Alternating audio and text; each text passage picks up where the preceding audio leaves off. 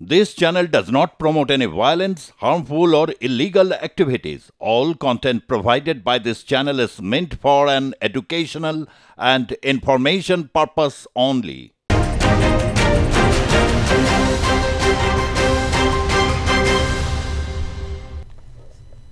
নমস্কার, আপনাদের সকলকে স্বাগত জানিয়ে শুরু করছি এই পর্বের জনমত। আপনাদের সঙ্গে রয়েছে আমি সুজিত চট্টোপাধ্যায়। আজকে জনমতে অবশ্যই আলোচনা করব হচ্ছে বাজেট প্লাস 2025 বাজেট পেশ করেছেন ডক্টর নির্মলা সীতারামন। এটাকে নিয়ে পুঙ্খানুপুঙ্খভাবে আমরা বিশ্লেষণ করেছি। এই বাজেটের আরও দিক রয়েছে। ভারতীয় জনতা পার্টির মুখপাত্র স্টুডিওতে রয়েছেন, আর্থিক বিশেষজ্ঞ হিসেবে রয়েছেন, ব্যাংক কর্মচারী ইউনিয়ন যেটা রয়েছে তার থেকে প্রতিনিধি রয়েছেন, অর্থনীতিবিদ রয়েছেন। সকলের কাছ থেকে মতামত নেব, কিন্তু তার আগে আমি নিজে বলতে চাইছি না, আরও সূক্ষ্ম বিশ্লেষণে যেতে হবে। কেউ কেউ বলছেন দুর্দান্ত বাজেট, 10-এ 10, 10-এ 8 কেউ দিচ্ছেন, 10-এ 7। কেউ কেউ বলছেন একটা যুগান্তকারী পদক্ষেপের দিকে ভারত এগোচ্ছে। আগামী দিনে যেগুলো আধুনিক প্রযুক্তি, আর্টিফিশিয়াল ইন্টেলিজেন্স, এইগুলোর উপর ভারত যে আগামী দিনে একটা গুরুত্বপূর্ণ পদক্ষেপ রাখতে চলেছে, সেই দিকে রয়েছে ভারসাম্যের বাজেট। কেউ কেউ বলছেন যে এই প্রথম রাজ্যগুলোকে সঙ্গে নেওয়া হচ্ছে, অর্থাৎ কৃষিক্ষেত্র থেকে শুরু করে বিভিন্ন সিদ্ধান্ত বা এমন কিছু তৈরি করা হচ্ছে, ফান্ড সিস্টেম, যেখানে রাজ্যগুলোকে সঙ্গে নিয়ে চলার কথা বলা হয়েছে। উল্লেখ্য যে পশ্চিমবঙ্গকে একটা স্বীকৃতি বাজেটে পেয়েছে। দীর্ঘদিন ধরে পশ্চিমবঙ্গ ক্ষুদ্র মাঝারি শিল্পে যে দক্ষতা দেখিয়ে এসছে তার স্বীকৃতি পেয়েছে। আবার কেউ কেউ বলছেন পশ্চিমবঙ্গের ভাগ্যে কিছু হলো না। নানাবিধ মন্তব্য উঠে আসছে, কিন্তু ওভারঅল এই বাজেটকে নিয়ে কিন্তু সকলেই বেশ তারা ভেবেচিন্তে তাদের বক্তব্য রাখছেন। আমরা যাব এই বিষয়ে, তবে প্রথমে একটি প্রতিবেদন নেব, একটু দীর্ঘ প্রতিবেদনে আপনারা দেখুন এই বাজেটের মূল বৈশিষ্ট্যগুলো।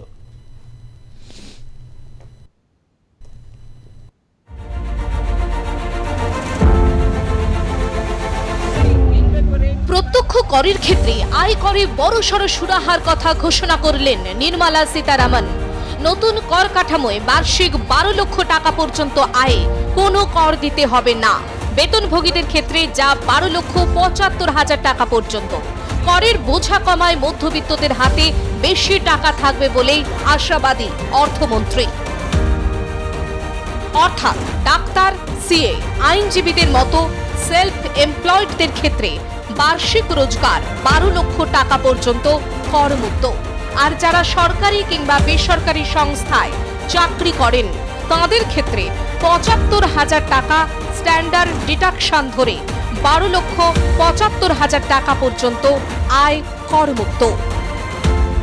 This is reflective of our government's trust on the middle class taxpayers. I am now happy to announce that there will be no income tax payable up to income of 12 lakh rupees.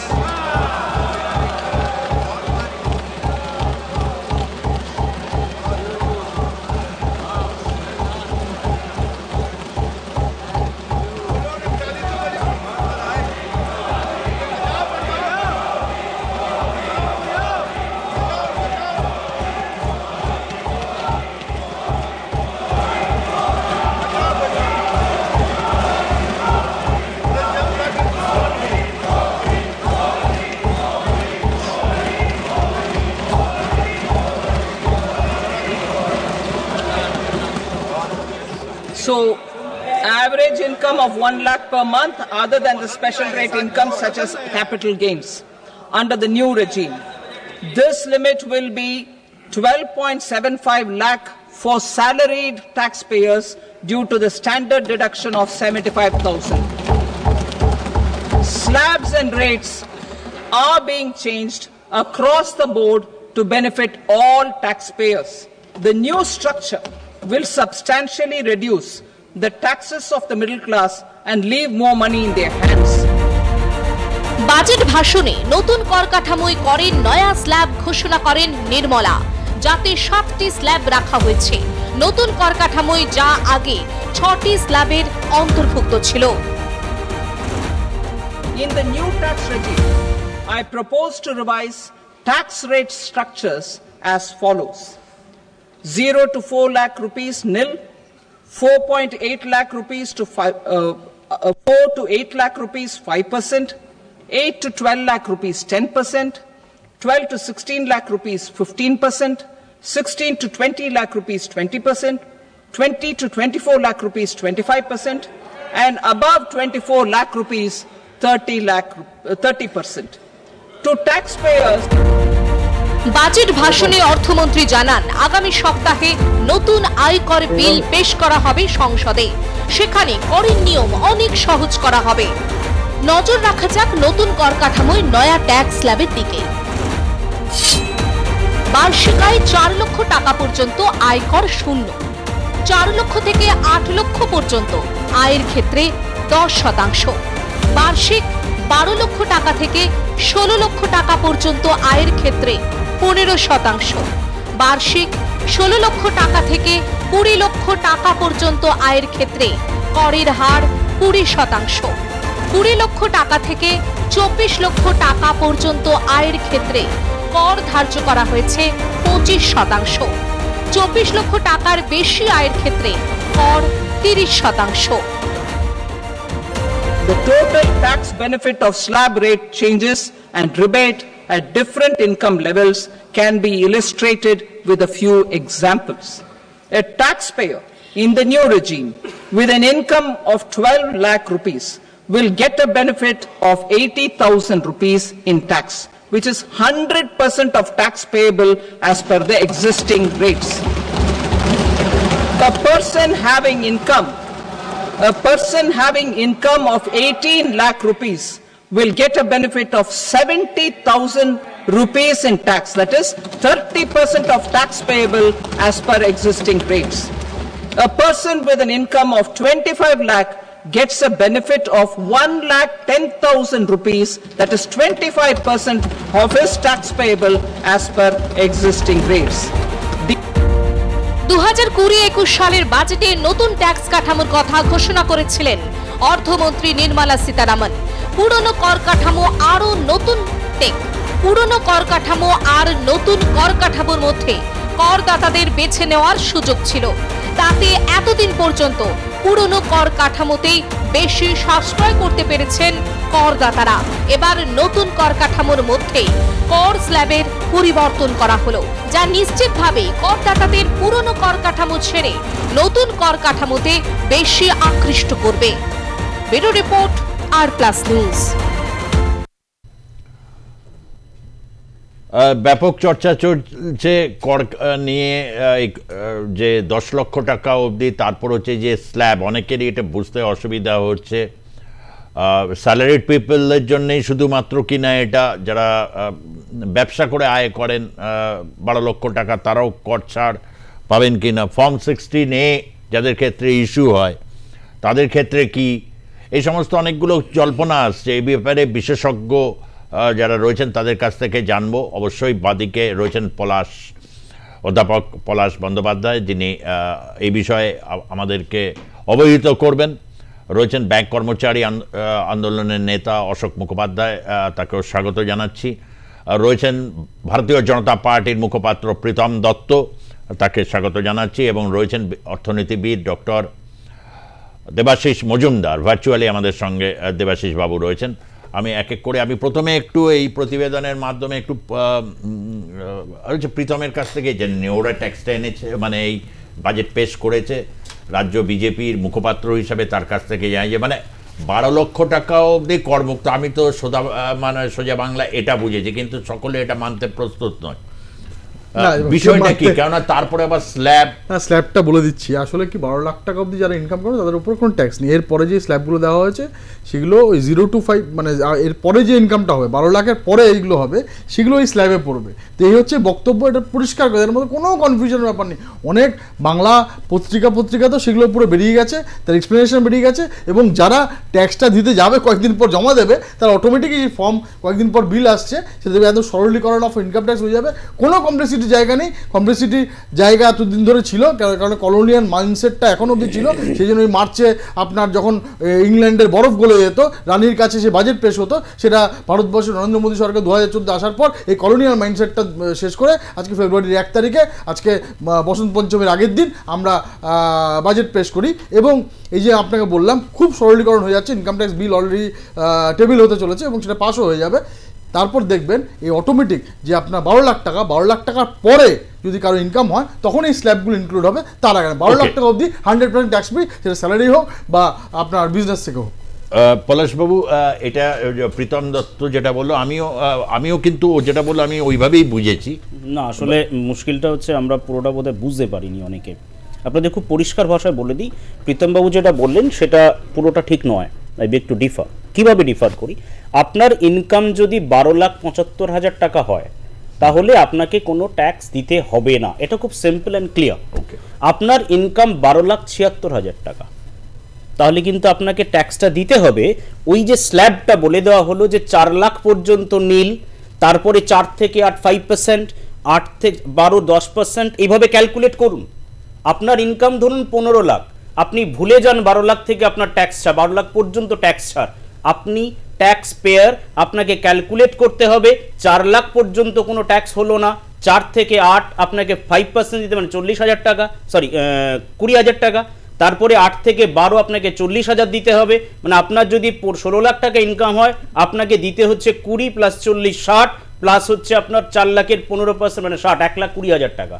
সুতরাং যেটা বলা হচ্ছে যে 12 লাখ পর্যন্ত কাউকেই tax দিতে হবে না, কথাটা কিন্তু সম্পূর্ণ ভুল বার্তা যাচ্ছে। 12 লাখ অবধি তো দিতে হবে, আপনি তো বলেন 12 লাখ, যদি কারো ইনকাম 12 লাখ পর্যন্ত থাকে তাহলে দিতে হবে না, কিন্তু কারো ইনকাম 16 লাখ। প্রীতমবাবু যেটা বললেন কারো ইনকাম যদি 12 লাখের বেশি হয় তাহলে তার পরের যে ইনকাম সেটা স্ল্যাবে ঢুকবে না, তা কিন্তু নয়। আপনার ইনকাম 16 লাখ, 13 লাখ আপনার ইনকাম, আপনি কিন্তু প্রথম থেকেই স্ল্যাবে ঢুকছেন। আপনার 12 লাখ পর্যন্ত ছাড় মানে 1 লাখ টাকার উপর ট্যাক্স দেবেন, এই ধারণাটা সম্পূর্ণ ভুল। আপনি 13 লাখ টাকার উপরেই ক্যালকুলেট করবেন, আপনার 12 লাখ ছাড়টা ভুলে যান। এটাকে কি ডিটেইলে বোঝানোর জন্য বিলটা আনা হচ্ছে? এটা নিউ বিল। আমাদের যেটা প্রীতমবাবু আরেকটা কথা বললেন যে কলোনিয়াল সিস্টেম ওনারা চেঞ্জ করছেন, যদিও কলোনিয়াল মাইন্ডসেট, এই মাইন্ডসেটটাকে চেঞ্জ করতে যদিও 10টা বছর লেগে গেল, কারণ আমরা যতদূর মনে আছে 2008 সাল থেকে চেষ্টা করছি জিএসটি আনার এবং ডিরেক্ট ট্যাক্স কোড আনার, ট্যাক্সের সিস্টেমটাকে চেঞ্জ করার জন্য, যেটা শুরু হয়েছিল লাস্ট আমরা মানে অ্যাক্ট এনেছি 1961 ইনকাম ট্যাক্স অ্যাক্ট, তারপরে চেঞ্জ করতে পারিনি। কিন্তু সেই জায়গাটা চেঞ্জ করার জন্য যদি আনতে পারেন আমরা ওয়েলকাম জানাবো, কারণ অনেকদিন ধরে চাইছি ইনকাম ট্যাক্স যেটা অনেকটা কমপ্লিকেটেড সেইটাকে সিম্পলিফাই করার জন্য, যদিও জিএসটিকেও আমরা সিম্পলিফাই করতে চেয়েছিলাম, করতে পারিনি, জিএসটি আরো কমপ্লিকেটেড হয়েছে। আমরা আশা করব ডিরেক্ট ট্যাক্সটা সিম্পলিফাইড হতে আসবে আগামী দিনে, যেটা 1 মাসের মধ্যে কমিশন বোধহয় গঠন করবেন বলেছেন। আমার ধারণা নতুন ইনকাম ট্যাক্স আনা হবে, এই মাইন্ডসেট থেকেই কিন্তু এই ঘোষণাটা করা হয়েছে। এখানে আমি একটা জিনিস একটু বলে দেবো, প্রীতমবাবু হয়তো আমার সাথে ডিফার করবেন, কিন্তু যেটা আমার ধারণা এই যে নিউ রেজিম ট্যাক্সের, এটাকে আরো বেশি করে পপুলারাইজ করা হচ্ছে। গত বছরের রিপোর্ট পর্যন্ত 16% কিন্তু ওল্ড রেজিমে ট্যাক্স দিয়েছে, সবাই কিন্তু নিউ রেজিমে যাচ্ছে না। কিন্তু প্রত্যেকটা বাজেটে যখন থেকে নিউ রেজিম এলো, প্রত্যেকটা বাজেটে কিন্তু এই সিস্টেমটাকে পপুলারাইজ করার জন্য আরো বেশি বেশি করে ছাড় দেওয়ার কথা বলা হচ্ছে। কিন্তু যে বেসিক ব্যাপারটা আমরা ভুলে যাচ্ছি সেটা হচ্ছে ডিডাকশনগুলো কিন্তু আমরা পাচ্ছি না নতুন সিস্টেমে। ফলে আপনার ডিডাকশন মানে কিন্তু আমরা ইনভেস্ট করছি, আমি এলআইসি প্রিমিয়াম দিচ্ছি মানে লাইফ ইন্স্যুরেন্স কোম্পানিগুলোর কাছে টাকাটা জমা থাকছে, সেই টাকাটা কিন্তু মার্কেটে খাটছে, ক্যাপিটাল বেস তৈরি হচ্ছে, এই ক্যাপিটাল বেসটা কিন্তু বন্ধ হয়ে যাবে। আপনি মেডিক্লেম করলে সেই টাকার ছাড়টা পেতেন, আপনি আদৌ মেডিক্লেমটা সেই জায়গাটা কিন্তু একটা ভালনারেবল জায়গায় পৌঁছবে। এবং আরো একটা বিষয় আমি বলে দিচ্ছি যে 24B যে ইনকাম ট্যাক্স ছাড়টা আমরা পেতাম, ইন্টারেস্ট অন বরোড ক্যাপিটাল, বাড়ি বা ফ্ল্যাট কিনলে সেখানে যে ছাড়টা পাওয়া যেত, ফলে এই যে সেক্টরটা, এই ইন্ডাস্ট্রিটা কিন্তু মার খাচ্ছে, ফলে এই ডিডাকশন গুলো কিন্তু বন্ধ করে দেওয়া হচ্ছে। আমি আরো ডিটেইলসে আসবো, ফর দ্য টাইমিং এটুকু বলবো। প্রীতম, এই যে যেটা স্ল্যাব যেটা বললেন পলাশ বাবু, এই ব্যাপারে কি কোনো তোমার বক্তব্য রয়েছে? যেটা বলার বলে দিলাম। এবার কয়েকদিন পর দেখুন যখন এই ইনকাম ট্যাক্স বিল নিয়ে এসছে এবং যেটা পলাশবাবু বললেন সেটা, এবং যেটা আজকে বাজেটে আমরা দেখেছি এবং যে এরকমভাবে যে ডিটেলসগুলো আমরা পেয়েছি তার সাথে আমার একমত নই। তো সুতরাং 12 লাখ টাকা অবধিও ওনার কথা ধরে নিয়েও যদি উনি ট্যাক্স এক্সপার্ট আরও ভালোভাবে বলতে পারবেন, আমি ওনাকে মানে সসম্মানে রেখেই বলছি যে 12 লাখ টাকা অবধি, 12 লাখ ইজ নট এ মানে খুব ছোট অ্যামাউন্ট। হ্যাঁ, তো 12 লাখ টাকা অবধিও মানুষের কাছে এবার ধরুন 12 লাখ টাকা মানুষের কাছে 1 টাকাও দিতে হবে না। এরপরে আপনার একটা 85 নাকি 42B একটা কোনো একটা অ্যাজাম্পশন আছে, যেটা আছে সেটা আমি দেখলাম না, ওটা রিবেট আছে 87 এ, 75000 টাকা রিবেট। হ্যাঁ, 75,000 টাকা রিবেট আছে, তো সুতরাং এটা ইকুয়াল টু 0 হয়ে যায়। তো সুতরাং সেই জন্যই জিরো ট্যাক্স বলা হচ্ছে 12 লাখ টাকা অবধি। এরপরে যদি কারো 15 লাখ টাকা অ্যাড হয়, তো 15 লাখ টাকার উপরে যে 12 থেকে মাইনাস করে যে টাকাটা থাকে, না না না, এটা 15 লাখের উপরে দিতে হবে, মানে 15 লাখ টাকা, তার মানে 15 লাখের উপরে দিতে হবে। তার মানে তাহলে 15 লাখ টাকা কত টাকা ট্যাক্স দিতে হবে, কত পার্সেন্ট? আপনাকে 1,20,000 12 লাখ পর্যন্ত 1,20,000 টাকা দিতে হবে সিম্পল ট্যাক্স। তারপরে আপনার যদি 3 লাখ টাকা হয়, 3 লাখের উপরে আপনাকে দিতে হবে 20%, তার মানে 7,000 টাকা। 1,80,000 টাকা, 15 লাখ টাকা ইনকাম হলে আপনাকে 1,80,000 টাকা ট্যাক্স দিতে হবে। আর তারপরে ওই যে রিবেটটা না, রিবেটটা পাবেন না, রিবেটটা পাওয়া যাবে না, 75,000 এর পাবেন না। মানে 12 লাখ টাকার উপরে চলে গেলে তখন আমাদের 12,75,000 পর্যন্ত ট্যাক্স জিরো। আচ্ছা, যখনই 12 লাখ টাকার উপরে আপনার ইনকাম এসে যাচ্ছে, তখনই আপনি আর কিন্তু এটা পাচ্ছেন। তাহলে 12,75,000 টাকা ভারতবর্ষের, আচ্ছা, এই আমরা থাকি। এইটা অবশ্য অমিত মিত্র তাই বলেছেন, এটা একদম মধ্যবিত্তকে খুশি করা, যদিও একটা মধ্যবিত্তকে না আমি অস্বীকার করছি না, এটা সবাই 12,75,000 টাকা না না ঠিক ঠিক ঠিক ঠিক ঠিক প্রতি মাসে 1 লাখ টাকা মধ্যবিত্তদের। এটা আমি একটু আসবো অশোক বাবু। দেবাশিস বাবু, আপনি গতকাল আমরা এই নিয়ে ব্যাপক চর্চা করছিলাম, করটাকে নিয়ে স্বাভাবিক একটা থাকে, আপনি দুজনের বক্তব্য শুনলেন। এই জায়গা থেকে এবারের বাজেটে কি একটু মধ্যবিত্তকে একটু টেনে তোলার একটু প্রচেষ্টা কি লক্ষ্য করা গেছে? অনেকে অবশ্যই এটা বলছেন, আপনি কি তেমনটা মনে করেন? না, মানে ভারতবর্ষে আমাদের যে রিপোর্টগুলো দেখছি, তাতে দেখছি যে আমাদের মধ্যবিত্ত শ্রেণীর যে উন্মেষ, তাদের যে বৃদ্ধি, সেটা যথেষ্ট বিগত 2টি বছরে। এবং আজকে ট্যাক্স ছাড় যেটা দেওয়া হয়েছে, যেভাবে পলাশ বললো এবং ওনারাও সকলে বললেন, সেটা মানে হচ্ছে যে মধ্যবিত্ত যাদের আয় 5 থেকে 15 লাখ, যারা নিম্ন মধ্যবিত্ত, দুটো ভাগে ভাগ করা হয়। নিম্ন মধ্যবিত্ত হচ্ছে 5 থেকে 15 লাখ বার্ষিক আয়, 15 থেকে 30 যাদের, তাদেরকে বলা হয় উচ্চ মধ্যবিত্ত। তার নিম্ন মধ্যবিত্ত যাদের, তাদের এই ট্যাক্স ছাড়ের ফলে আমার মনে হচ্ছে যে তাদের যে ক্রয়যোগ্য মানে ব্যয়যোগ্য আয়, যেটা আর কি আফটার ট্যাক্স, সেটা তার ক্ষমতা বাড়বে এবং এই যে মুদ্রাস্ফীতির অবস্থায় তার খানিকটা সুরাহা হবে। তবে আমার একটা কথা পলাশকে বলা বা আপনাদের সকলের সঙ্গে শেয়ার করা, আমার যেটা মনে হয়, পলাশ শোনো তুমি, এই যে ধরো বললেন সীতারামন যে যাদের আয় বা 12 লাখ টাকা পর্যন্ত তাদের যে 80,000 টাকার সেটা আর থাকছে না, তাহলে ধরো আমার আয় 12 লাখ টাকা, তাহলে আমার সেভিংস হচ্ছে 80,000। তাহলে 12 লাখের মধ্যে আমার যে 80,000 যদি সেভিংস হয়, অ্যাকচুয়ালি আমার গেইন হচ্ছে 6% আর কি, 6.67%, 12 লাখের 80,000। তাহলে আমার যদি আমার রিয়েল পারচেজিং পাওয়ার যদি হিসেব করি, তাহলে 6.6% মাইনাস 5.4% হচ্ছে আমার ইনফ্লেশন রেট। তাহলে ওই নেট আমার যে ক্যাপাসিটি, পারচেজিং ক্যাপাসিটি, সেইভাবে কিন্তু মানুষকে ভাবা উচিত। অর্থাৎ আমার ব্যয়যোগ্য আয় বাড়ছে, তার সঙ্গে মুদ্রাস্ফীতিও হচ্ছে, অর্থাৎ আমি প্রকৃতভাবে কতটুকু লাভবান হলাম।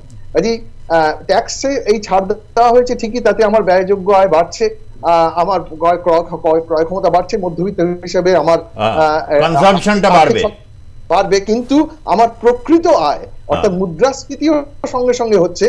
তাহলে আমার খেয়াল রাখতে হবে যে আমার প্রকৃত আয় সত্যি কতটা বাড়ছে। এই প্রকৃত আয়ের জন্য আমার এমনি যে আয়, সেটাকে ইনফ্লেশন দিয়ে ডিফ্লেক্ট করলে আমার মনে হয় বেটার রেজাল্ট পাওয়া যায়। সংক্ষেপে আমি দেবাশিস বাবুর সাথে সম্পূর্ণ একমত।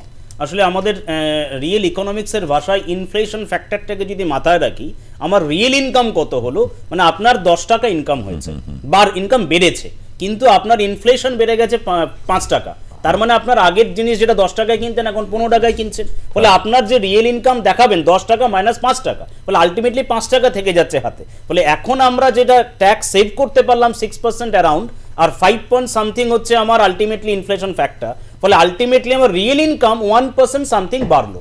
এটা একদমই সত্যি কথা না। যাই হোক, আমি এত বোমবাস্টিক কথাবার্তা এত কথা আমরা মানে জনসাধারণ বুঝবেন। আমি যেহেতু অর্থনীতির লোক আছেন, আমি যে একটা কথা জিজ্ঞেস করতে চাই ওনাকে, যে ইনফ্লেশনটা এটা তো স্টেট টু স্টেট নির্ভর করে নাকি করে না না না সেন্ট্রাল আমি ওটা কথা বলছি না, মানে যখন মানে আমাদের যখন শাকসবজি কিনতে যাই এখানে পশ্চিমবঙ্গে যা দাম সেটা আপনার হায়দ্রাবাদে কম দাম, বা গুয়াহাটিতে যে দাম পশ্চিমবঙ্গে হয়তো কম দাম, তো সেইগুলোর উপরেও তো আপনার আমরা যা ইনকাম হচ্ছে সেন্ট্রাল গভর্নমেন্ট এমপ্লয়ি বা ওই 12 লাখ টাকা সবারই আছে। এবার যে বললেন যে ডিফারেন্স বিটুইন আপনার ইনফ্লেশন, সেটা তো পশ্চিমবঙ্গের সবজির দাম আর দিল্লির সবজির দাম এক হতে পারে না। তো সুতরাং সেটাই বলছি যে আপনার যেরকম ওই 1% আপনার মনে আছে তেলের উপরে আপনার ছাড় দিয়েছিল, মানে 1 টাকা কমিয়ে দিয়েছিল পশ্চিমবঙ্গ, আর আপনার অন্যান্য জায়গায় 7-8 টাকা কমেছিল। তো সেই জন্য ওগুলো স্টেটের উপরে অনেক ডিপেন্ড করে।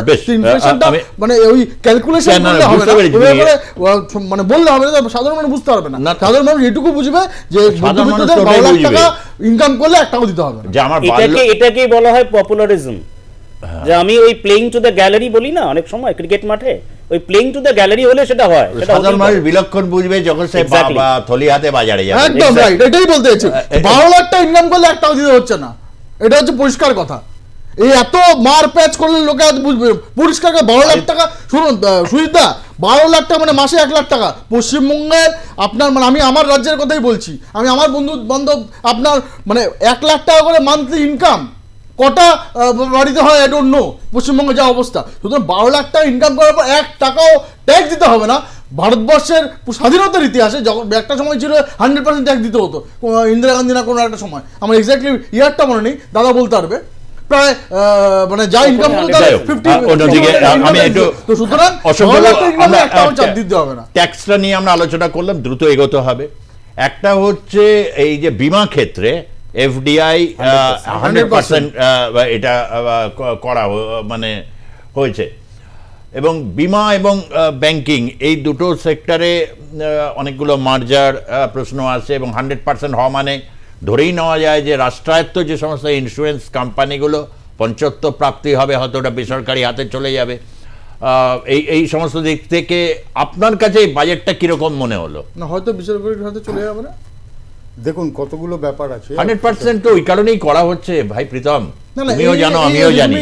এটা এই বিষয়ে আমি অসুবিধার পরে একটু লাইভে আছো কোথাও, ওই যে মানে একটা হাইপোথেসিসের বিষয় লোকটা ভাসিয়ে দেওয়া এরকম কোনো ব্যাপার নেই। আরে তোমার পরে যদি হয় সেদিন কিন্তু আসতে হবে, তখন বলা যাবে না আজকে আমি ব্যস্ত আছি। আরে আমাকে দেখো। আচ্ছা অশোক বাবু, হাইপোথেসিসের ব্যাপারে কতগুলো কথা বলছি। সেটা হচ্ছে যে 24 সালে আমাদের তো লাস্ট যে 24-এর 31 মার্চ যে হিসাব পেয়েছি, তাতে পাবলিক সেক্টর ইউনিটগুলো প্রায় 5 লক্ষ কোটি টাকা কিন্তু প্রফিট করেছে। 5 লক্ষ কোটি টাকা। এই যে 5 লক্ষ কোটি টাকা যে প্রফিট করেছে, এর কিন্তু একটা ডিভিডেন্ডটা পেয়েছে কিন্তু ভারত সরকার, গভর্নমেন্ট পেয়েছে। এখন মুশকিলটা গেছে যে এলআইসি, তার মধ্যে এলআইসি প্রফিট করেছে, আমি ইন্স্যুরেন্স কোম্পানি হিসেবে বলছি, 40 লক্ষ 41,000 কোটি টাকা বলে এলআইসি প্রফিট করেছে। আপনি জানেন এলআইসি মেনলি ইনভেস্ট করে হচ্ছে ইনফ্রাস্ট্রাকচারে, ভারত সরকারের যে সমস্ত ইনফ্রাস্ট্রাকচার আছে সেই সব জায়গাতে ইনভেস্ট করে। এবারে এরা যখন ইয়েতে আসবে, আপনার কী বলে, যখন এফডিআই আসবে, এফডিআইগুলো যখন এইসব কোম্পানিগুলোকে কেনা শুরু করে দেবে, কারণ ন্যাচারালি এলআইসিকে অবভিয়াসলি তাদের ধারাও আমাকে ইনভেস্টমেন্ট যদি হয়, এগুলো যদি কেনা শুরু করা হলো, ইনভেস্টমেন্ট কোথায় হয়? তার যে এলআইসি, তুমি আমাকে দেখো, তুমি এতক্ষণ বলছো, আমি একটা কথা বলি, আমি বলছি। হ্যাঁ, এই যে কোম্পানিগুলো, যে ইন্স্যুরেন্স যে কোম্পানিগুলো, এরা যে ইনফ্রাস্ট্রাকচারে যে ইনভেস্টমেন্টটা করছে, এটা কিন্তু ফরেন ডাইরেক্ট ইনভেস্টমেন্টগুলো করবে কিনা খুব সন্দেহ আছে। আপনি যদি একটা ছোট্ট কথা আমি ওকে বলে দিচ্ছি, সেটা হচ্ছে যে আমাদের যে এফআইআই, যে আপনি দেখবেন যে শেয়ার মার্কেটে যে ধসটা নামছে, এটা মেনলি হচ্ছে এফআইআইরা তারা তাদের টাকাটা তুলে নিচ্ছে। কারণ এটা হচ্ছে একটা চিত্র যে আজকে যারা এফআইআইগুলো ইন্ডিয়াতে ইনভেস্ট করছে, কালকে যদি দেখে এটা যদি ব্রাজিলের মার্কেটটা ভালো, তাহলে ওরা কী করবে? ওদের তো কোনো ইয়ে নেই। ভারতবর্ষের যারা ইন্ডাস্ট্রিয়ালিস্ট বা ভারতবর্ষের যারা ইনভেস্টার, তারাও তো ভারতেই থেকে যাবে। কিন্তু যারা এফআইআই যারা আছে, তারা কি করবে? আজকে ইন্ডিয়ার থেকে মার্কেট, ব্রাজিলের মার্কেট, তারা ওরা শিফট করে যাবে। যে কারণে আপনি মনে আছে বোধ হয় সাউথ ইস্ট এশিয়ান যখন ক্রাইসিস হয়েছিল, সেই সময় দাঁড়িয়ে কিন্তু যে মেনলি যে এশিয়ান টাইগারগুলোর যে ফল হয়েছিল, সেটা মেনলি ডিউ টু যে এফআইআই ইনভেস্টমেন্টগুলো উঠে যাওয়া। সেরকম আশঙ্কা দেখছেন? দেখুন ব্যাপারটা যে এফআইআই এবং এফডিআইকে যদি আপনি এভাবে ডেকে নিয়ে আসেন, এক। 2 নম্বর, আমি আরেকটা কথা বলছি আপনাকে, এই মুহূর্তে দাঁড়িয়ে আমরা যখন এখানে ডিসকাশন করছি, সেই মুহূর্তে দাঁড়িয়ে কিন্তু ডলারের রেট হচ্ছে 86.70 ডলারের রেট, যেটা 14 সালে যখন সরকারে এসেছিলেন তখন ছিল 60 টাকা। এই যে স্টেট হয়ে যে আপনার কি বলে 26 টাকা 70 পয়সা যে বেড়ে গেল, এইটা কিন্তু একটা অ্যালার্মিং পজিশন। এবং আপনাকে আরেকটা জিনিস বলছি, সেটা হচ্ছে যে এই যে আপনার ইয়েগুলো, আপনার যে ফরেন ইনভেস্টমেন্টটা এত জায়গাতে, এমন একটা জায়গাতে গেছে, আমাদের যে ফরেন লোন আর কি, ফরেন লোনটা which is 83% of the total GDP of India, এটাকেও আপনাকে কিন্তু মাথায় রাখতে হবে। এবং সরকার তো বলেনি এই নিয়ে কিছু, কোনটা এগুলো তো সরকার ডিসক্লোজ করেনি, আপনি যেটা বলছেন আপনি এটা তো আপনি ইয়েতে পেয়ে যাবেন, যে কোনো গুগলে সার্চ করে দেখুন না এটা নিয়ে। কেন এইটা নিয়ে বিভিন্ন শুনছি, কিন্তু এইগুলো তো আপনি যেটা বলেন it's a very serious thing. তাহলে তো সিরিয়াস, এবং শুধু তাই না, আপনাকে বলছি যে 46% অফ দ্য টোটাল ইয়ে আমাদের, যে 42% অফ দ্য রেভিনিউ ইনকাম আমাদের লোন রিপে করতে চলে যায়। আপনি আচ্ছা, আমি পলাশবাবু, দেবাশিস বাবু ভার্চুয়ালি রয়েছে, উনি হাত তুলছেন, কিছু বলতে চাইছেন দেবাশিস বাবু? আসছি। হ্যাঁ, বলতে চাইছি এই কথাটা আমি অশোকদার সঙ্গে একটুখানি কারেকশন করে দিই। প্রথম কথা হচ্ছে, যেটা হচ্ছে এফআইআই আর এফডিআই এর মধ্যে একটা তফাৎ আছে। যারা ফরেন ইনভেস্টর এখানে 10% অফ দ্য ইকুইটি ক্যাপিটালে পার্টিসিপেট করে, আপ টু 10%, সেটাকে এফআইআই বলা হয়। যদি 10% এর বেশি ইকুইটি ক্যাপিটালে পার্টিসিপেট করে তাদেরকে এফডিআই বলা হয়। এটা, এবং এফডিআই কিন্তু হট মানি নয়, ওই যে আপনি যেটা বললেন না চট করে ব্রাজিলে চলে যাবে, সেটা নয়। আমি এফআইআই কথা বলেছি। হ্যাঁ হ্যাঁ হ্যাঁ, আমি এফআইআই কথা বলেছি। আচ্ছা, তাহলে এই যে বীমা ক্ষেত্রে যে এই পদক্ষেপটা 100%, এটাকে আমরা কি স্বাগত জানাবো? বীমার ক্ষেত্রে আমাদের দেশে এই যে প্রাইভেট যে কর্পোরেট গুলোকে আমরা আহ্বান করছি, মানে বিদেশি বিনিয়োগকারী, এটা মানে হচ্ছে আমরা বলি এটা হচ্ছে আপনার যে ইন্স্যুরেন্স ইন্টেন্সিটি, অর্থাৎ কত মানুষকে আমরা বীমার আওতায় নিয়ে আসতে পেরেছি। আমাদের দেশে এলআইসি রয়েছে, কিন্তু এখনো বহু মানুষ বীমার আওতার বাইরে রয়েছে। তাদেরকে বীমা পরিষেবা দেওয়ার জন্য সরকার এই যে বলছেন যে প্রাইভেট সেক্টরও আসুক, কিন্তু তার উপরে আমার মনে হয় কন্ট্রোল মেকানিজমটা যদি না থাকে তাহলে কিন্তু এটাকে কন্ট্রোল করা যাবে না। এরকম দেখা যায় যে আজকে ধরুন কোটাক মহিন্দ্রা, আমি নিজে বলছি, কোটাক মহিন্দ্রা ইত্যাদি ইত্যাদি, এবং বাইরের বহু যারা বীমা কোম্পানিগুলো যারা আছে, তারা যখন ইনভেস্ট করছে, তাদের কিন্তু আলটেরিয়ার অবজেক্টিভ থাকে প্রফিটেবিলিটি, কিন্তু এলআইসির কিন্তু আলটেরিয়ার অবজেক্টিভ প্রফিটেবিলিটি নয়, তাদের সোশ্যাল সিকিউরিটি এবং আমাদের ইনফ্রাস্ট্রাকচার, যেটা বললেন অশোক দা, সেটা কিন্তু সর্বৈব সত্য। কাজে আমার মনে হয় যে আমরা আশা করছি, হ্যাঁ সেটা আসুক, সেটা ভালো, কিন্তু তার সঙ্গে কন্ট্রোল মেকানিজম যদি না থাকে তাহলে কিন্তু এই এফডিআই, সেটা কিন্তু আমাদের যে সাধারণ মানুষের বীমার ক্ষেত্রে তার যে প্রতিফলন, তার যে উন্নয়ন বা তাদের যে সুবিধা করা, তাদের থেকে এই যে প্রিমিয়াম রেট ইত্যাদি, আমরা জানি যে এই প্রিমিয়ামের ক্ষেত্রেও আমাদের এখানে অথরিটি রয়েছে, যে insurance regulatory development authority of India, IRDA, তারা নিশ্চয়ই রেগুলেট করেন এবং সেটা নিশ্চয়ই রেগুলেটেড হবে। আরেকটা অশোকদাকে কারেকশন করে দিই, আমাদের ভারতবর্ষের এক্সটার্নাল, আমাদের যে টোটাল ডেট, তাতে এক্সটার্নাল ডেট হচ্ছে আমাদের জিডিপির মাত্র 6%, আর বাকিটা হচ্ছে ইন্টারনাল ডেট, বুঝলেন? আমাদের এক্সটার্নাল ডেটের কিন্তু অত নয়, বুঝতে পেরেছেন? এটা একদম আমাদের ইকোনমিক সার্ভে রিপোর্টেই আছে। এক্স্যাক্টলি, গতকাল ইকোনমিক সার্ভে রিপোর্টে কিন্তু ইকোনমিক্স ছিল না। আমি আপনাকে বলছি, IMF এর যে লাস্ট রিপোর্ট, তাতে কিন্তু বলা আছে 83% অফ দ্য টোটাল জিডিপি হচ্ছে টোটাল, ওটা টোটাল ডেট, টোটাল ডেট না, আমি বলছি টোটাল, মানে এক্সটার্নাল ডেট বলছে না, ইম্পসিবল। অশোকদা, এটা মুশকিলটা আছে কি বলুন তো, এইগুলো কথা লাইভে যখন বলেন না মানুষ, আমি দেখো অসুবিধা বলতেই পারে, তো আমিও ভুল জানি, যেরকম আমি ট্যাক্স স্ট্রাকচারটা দাদা যেভাবে বললেন, কিন্তু আমার কথা হচ্ছে পাতি বাংলা ভাষায় 12 লাখ এত টাকা। আমি আসবো অন্য বিষয়টা, জাস্ট একটা পলাশ কি বলতে চাই যে শেষ করে, অনেক বড় বিষয় আছে, অনেকগুলো বাজেটে খুব ইম্পর্টেন্ট দিক আছে, সেগুলো তুলে ধরতে হবে। শব্দটা শুনলাম, খুব ভালো লাগলো। একটা হাইপোথিসিস আপনার মনে আছে কিনা জানি না, গত বছর বাজেটের ডিসকাশনে আপনাদের চ্যানেলে বলে গেছিলাম যে আগামী দিন ভেবে নিন কি হতে যাচ্ছে। 80C ছাড় বন্ধ করে দিলেন। লোক, আপনি ইন্স্যুরেন্স করবেন যদি আপনি ছাড়টা না পান, আমি দায়িত্ব নিয়ে বলছি, যারা ইনভেস্টর মাইন্ডে থাকেন তারা কোনোদিন লাইফ ইন্স্যুরেন্স করবেন না। আমি মারা গেলে কে টাকা পাবে ওটার জন্য ইন্স্যুরেন্স করেন না, খুব সামান্য করেন, করলেও very rare percentage, lower percentage. বেশিরভাগই কি করেন, ছাড়টা পাই বলে ইনভেস্টটা ওখানে করি। কি করছেন, বন্ধ করে দিচ্ছেন। করে দিয়ে এলআইসি কে আপনি আস্তে আস্তে বন্ধ করে দেবেন। আপনার ফোন যে রয়েছে, বিএসএনএল আছে? নেই। বিএসএনএল কিন্তু একসময় রাজত্ব করেছে, কিন্তু এখন বিএসএনএল উঠে গেল। এখানে সিপিএম, কংগ্রেস, বিজেপি, তৃণমূল ভুলে যান। আমি সরকারের নীতির কথা বলছি, ভালো করে বুঝবেন। আগামী দিন এলআইসি বন্ধ হতে চললো। আজকে এই চ্যানেলে বসে আপনাদের এখানে প্রেডিকশন করে গেলাম। 41,000 কোটি টাকা লাভ দেওয়ার পরেও এক্স্যাক্টলি আমি আপনাকে এখানে প্রেডিকশন করে যাচ্ছি, তার কারণ ধীরে ধীরে এটাকে শুষে নেওয়ার চেষ্টা চলছে। এই যে আমি আস্তে আস্তে পপুলার করছি নতুন সিস্টেমকে, সেখানে কোনো ইনভেস্টমেন্টের জন্য আপনি ডিডাকশন পাবেন না, ফলে ইনভেস্টমেন্টটা আস্তে আস্তে ওই জায়গাগুলোতে বন্ধ হবে। এবার কি করছি, এফডিআই কে আমি বললাম, আমি বহু জায়গায় বলেছি যে এইটা আস্তে আস্তে একটা চ্যানেল তৈরি হচ্ছে, যে আস্তে আস্তে সরকারি কোম্পানিকে বন্ধ করব, এফডিআই দিয়ে প্রাইভেট কোম্পানির হাতে ইন্স্যুরেন্সকে তুলে দেব। আগামী দিন এমনটাও হতে পারে, বলে রাখলাম, যে আবার কিন্তু ইন্স্যুরেন্সের জন্য ছাড় পাবেন, 80 ছাড় পাবেন। কখন পাবেন? যখন আপনার কন্ট্রোলটা আদানি আম্বানিদের মতো কন্ট্রোলে চলে গেল।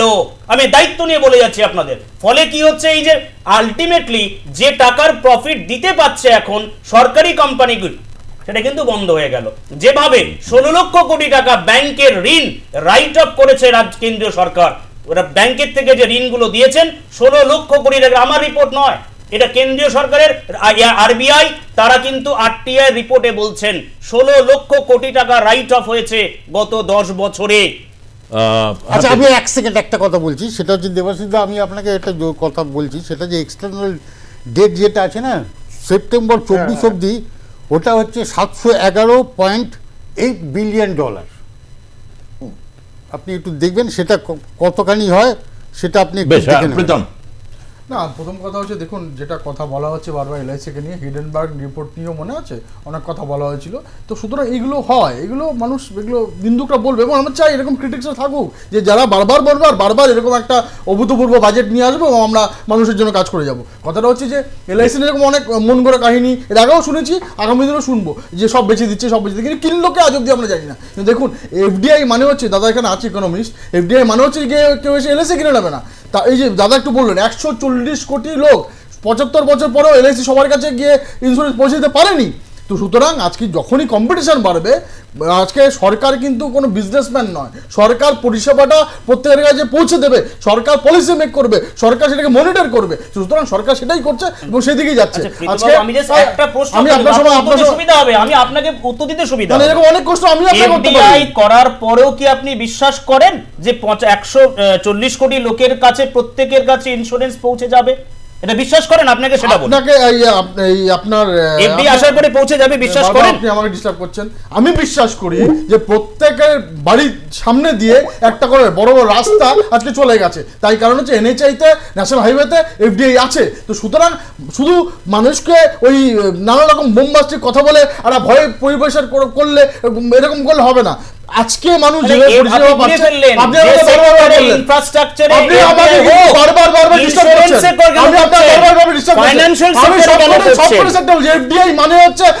বেঁচে দেওয়া না, এফডিআই মানে হচ্ছে কম্পিটিশন। যে মূলধনীটা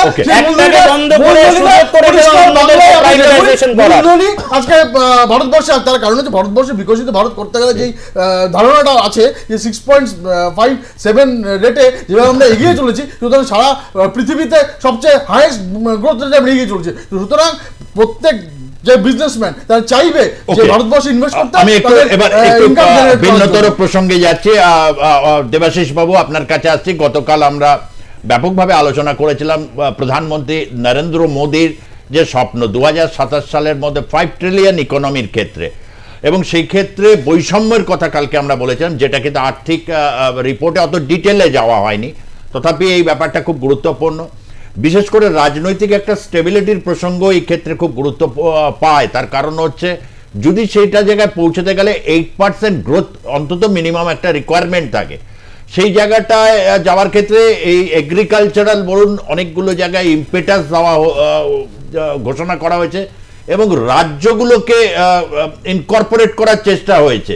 এটা একটা অনেকগুলো জায়গায় এরকম হয়েছে।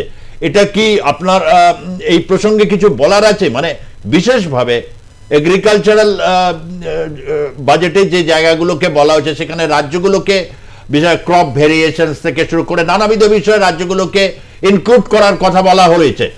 এই ব্যাপারটা আপনি কিছু বলবেন? হ্যাঁ, মানে আমার যেটা মনে হয়েছে যে এগ্রিকালচার সেক্টরে সবচেয়ে বেশি এখন যেটা দরকার সেটা হচ্ছে ইনফ্রাস্ট্রাকচারাল ইনভেস্টমেন্ট, যেখানে ওনারা বারবার বলছে যে পরিকাঠামো ক্ষেত্রে যদি ব্যয় না বাড়ে তাহলে এগ্রিকালচারে আমাদের যে সাপ্লাই চেইন সেটাকে ঠিক করা যাবে না, উৎপাদিত দ্রব্যের সংরক্ষণ ঠিক মতো হবে না, এবং এগ্রিকালচার সেক্টরে এখন যে 45% মানুষ কর্মরত তারা ভারতীয় যে উৎপাদনের 18% তাদের প্রতিদান, অর্থাৎ সেখানে শ্রমশক্তি যেটা আছে, ধরুন প্রচুর লোক কাজ করছে কিন্তু তাদের উৎপাদনে তাদের কন্ট্রিবিউশন কম, তার মানে তাদের উৎপাদিকা শক্তি কম, তাদের কৃষকদের উৎপাদিকা শক্তি বাড়ানো ইত্যাদি। এখন আমার যেটা মনে হয় যে সবচেয়ে বড় চ্যালেঞ্জ এখানে যেটা আপনারা আলোচনা করলেন না সেটা হচ্ছে দেখবেন বিগত কয়েকটা বাজেটে ভারতবর্ষে যে রেভিনিউ এবং রেভিনিউ কালেকশন এবং এক্সপেন্ডিচার মানে টোটাল এক্সপেন্ডিচার সেখানে দেখবেন as a percentage of GDP কিন্তু সেখানে আস্তে আস্তে কমিয়ে আনা হয়েছে। এই জন্য আনা হয়েছে যে কারণ আমাদের ফিসকাল ডেফিসিটটাকে বেঁধে রাখতে হবে, কারণ সেটা 4.9% থেকে আরো কমাতে হবে, সেটা একটা চ্যালেঞ্জ। এবার এই চ্যালেঞ্জটার সম্মুখীন হতে গিয়ে আমি এবারেও দেখলাম যে গত বাজেটে যেটা ক্যাপেক্স ছিল 11 লক্ষ কোটি টাকা সেটাকে এবার কমিয়ে করা হয়েছে 10 লক্ষ সামথিং কোটি টাকা, একটু সামান্য কমানো হয়েছে। তা এই ক্যাপেক্সটা কিন্তু ভীষণ মানে মূলধনী বিনিয়োগটা ভীষণ গুরুত্বপূর্ণ। এই মূলধনী বিনিয়োগের একটা অংশ কৃষি ক্ষেত্রে যদি যায় তাহলে কৃষির পরিকাঠামো শক্তিশালী হবে বলে আশা করেছিলাম, কিন্তু আমার মনে হয় কৃষি ক্ষেত্রে নানান সরকারের প্রচুর প্রকল্প আছে, কিন্তু কৃষি ক্ষেত্রে এই সবচেয়ে বড় যে সমস্যা সেটা হচ্ছে দেখুন স্বল্পকালীন সময় যে ফুড ইনফ্লেশন, আজকে কৃষির উৎপাদন বাড়ছে কিন্তু ফুড ইনফ্লেশনও বাড়ছে। তার মানে কি? তার মানে হচ্ছে যে শস্যের উৎপাদনের ক্ষেত্রে যে মৌসুমি নির্ভরতা, হ্যাঁ, এবং সেচের বিভিন্ন স্টেটে সেচের যে প্রসার সেটাকে আরো বেশি গুরুত্ব দেওয়া, এবং সেই জন্য আমাদের বিভিন্ন গবেষণায় দেখা যাচ্ছে এটা সরকারের একার পক্ষে সম্ভব না। একটা পিপিপি মডেলে অর্থাৎ বেসরকারি সরকারি যৌথ উদ্যোগে কিন্তু কৃষি ক্ষেত্রের এই যে পরিকাঠামো সেটা উন্নয়ন, এবং বর্তমান এই বাজেটে কৃষি ক্ষেত্রের উপর যথেষ্ট গুরুত্ব দেওয়া হয়েছে, কিন্তু তা সত্ত্বেও আমার মনে হয় কৃষিতে যতটা বিনিয়োগ প্রয়োজন ছিল সেই পরিমাণ বিনিয়োগ হয়তো বা জানি না মার্কেট বরোয়িং এর মাধ্যমে আরো বিনিয়োগ বাড়ানো হবে কিনা, কিন্তু একটু আগে অশোক দাও যেটা বললেন যে মার্কেট বরোয়িং যখনই আমি করব তার কিন্তু একটা ইন্টারেস্ট বার্ডেন থেকে যায় গভর্নমেন্টের, কাজে ইন্টারেস্ট বার্ডেন আবার হচ্ছে রেভিনিউ এক্সপেন্ডিচার, সেটা নতুন অ্যাসেট ক্রিয়েট করে না, কাজে আপনার প্রচুর আপনার ঝামেলা। তার সঙ্গে দেখবেন যে আমরা আরেকটা দিক হচ্ছে এক্সপোর্ট এবং ইম্পোর্ট, এক্সপোর্ট ইম্পোর্টের গতি বাড়ছে কিন্তু ইন্টারন্যাশনাল লেভেলে বারবার কিন্তু আমাদের আজকে নির্মলা সীতারামন অন্যান্যরাও বলেছেন যে আন্তর্জাতিক বাজারে কিন্তু একটা স্লো ডাউন, আজকে ইউরোপ বলুন আফ্রিকা বলুন অন্যান্য জায়গায় একটা স্লো ডাউন চলছে। গ্লোবাল যদি স্লো ডাউন চলে ওই সমস্ত দেশে তাহলে আপনি এক্সপোর্ট বাড়াবেন কি করে? এক্সপোর্টের ডাইভার্সিফিকেশন আনতে বলা হয়েছে, অর্থাৎ বলা হচ্ছে যে আমরা যে ট্র্যাডিশনাল এক্সপোর্ট কমোডিটির থেকে একটুখানি যদি সরে যাই তাহলে হয়তো এক্সপোর্ট ইনকাম বাড়বে, সেই এক্সপোর্ট ইনকাম থেকে আমাদের মুদ্রা সঞ্চয়। আজকে একটু আগে অশোকদা বললেন ভারতবর্ষের যে মুদ্রার যে দাম ডলারে সেটা প্রচন্ডভাবে কমে যাচ্ছে, তার মানে কি আন্তর্জাতিক বাজারে মানে আমাদের দেশীয় ফরেক্স মার্কেটে যদি ডলারের চাহিদা কিসের থেকে শুরু হয়? আমাদের ইম্পোর্ট যদি ডলারে যদি হয় তাহলে ডলারের চাহিদা বাড়ে, আমার এক্সপোর্ট যদি ডলার ইনকাম করি তাহলে তার ডলারের যোগান হয়। এখানে একটা সিম্পল একদম সাধারণ ভাবে বলতে পারি ডলারের চাহিদা এখন ডলারের যোগানের থেকে অনেক বেশি, সেই কারণে আমাদের দেশীয় মুদ্রার দাম পড়ছে। আমি আশা করব যে এই বাজেটের মাধ্যমে যদি এক্সপোর্ট সেক্টরকে বুস্ট আপ করা যায় তাহলে কিন্তু সেটা আসবো পলাশবাবু, সেই জায়গায় এক্সপোর্ট বুস্ট আপের ক্ষেত্রে কি মনে হয় সদর্থক পরিবেশ, মানে খুব চ্যালেঞ্জিং সময় আমরা দেখুন মানে নির্মলা সীতারামন কনস্ট্রাকটিভলি যদি আমরা বলি যে আমাদের কাছে তো চ্যালেঞ্জ এই মুহূর্তে দাঁড়িয়ে আমাকে এক্সপোর্ট বাড়াতে হবে, যেটা উনি বলেছেন সেটা একদমই ঠিক। ট্র্যাডিশনাল যে প্রোডাক্ট আমরা বাইরে বিক্রি করতাম তার বাইরে আপনাকে এক্সপ্যানশনটা করতে হবে, আরো বেশি প্রোডাক্ট আপনাকে বিক্রি করতে হবে, ফলেই তবেই কিন্তু আপনি এক্সপোর্টটাকে বাড়াতে পারবেন। তাহলেই যে এই যে ডলারের মানে দামটা আস্তে আস্তে আমাদের বেড়ে যাচ্ছে, আমাদের কাছে বার্ডেন হয়ে যাচ্ছে, সেটা কিন্তু কমবে। আরও কিছু সেক্টরকে যেগুলো কিন্তু সরকারকে ভাবা উচিত, যেখানে কিন্তু প্রচুর মানুষ কাজ করেন, যেমন তো রিয়েল এস্টেট সেক্টর, যেখানে আমার মনে হয় এই যে নতুন ইনকাম ট্যাক্স অ্যাক্ট আসতে চলেছে সেখানে এই ডিডাকশনটা থাকা দরকার, কারণ আপনি আমি যদি নতুন ইনভেস্ট করি রিয়েল এস্টেটে তবেই কিন্তু নতুন বিল্ডিং তৈরি হবে এইখানে যদি আপনি ছাড়টাকে বন্ধ করে দেন, যেটা বহুদিন ধরে ইন্ডাস্ট্রি বলে যাচ্ছে 2 লাখ থেকে 5 লাখ করুন, সেটা আস্তে আস্তে বন্ধের দিকে যাচ্ছে। 5 লাখ তো ছেড়েই দিন।